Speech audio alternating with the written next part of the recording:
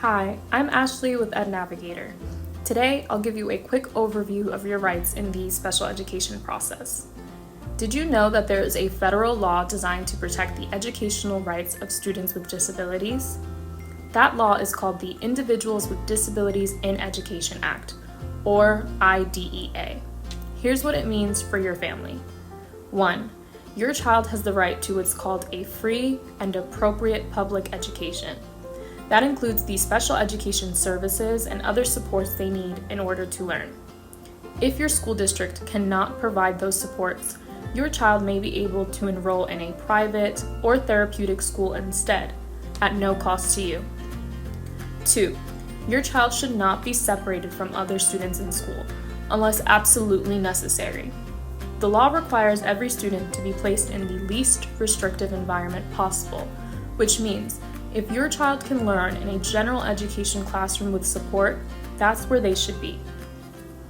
3. School districts must provide special education support according to specific timelines. Those timelines vary depending on where you live, but if your school does not follow the requirements for your state, they're violating the law. 4. Schools must communicate in your preferred language. Documents about your child's education must be translated, and schools must provide a trained interpreter for meetings. 5.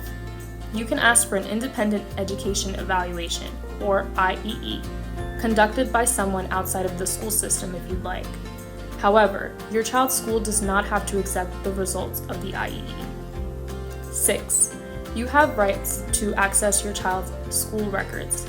All records must be kept confidential by your child's school, unless you give permission for them to be shared, for example, with your navigator or healthcare provider.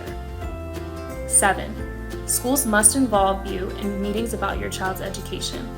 Remember, you know your child better than anyone, and you are a critical part of the team. 8. Schools must get your permission before taking actions that involve your child. For example, if a school wants to change your child's services, you should be notified and ask for your consent in writing.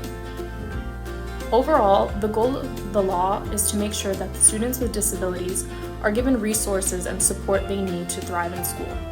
Talk to your navigator for more information about how the law applies in your family's situation.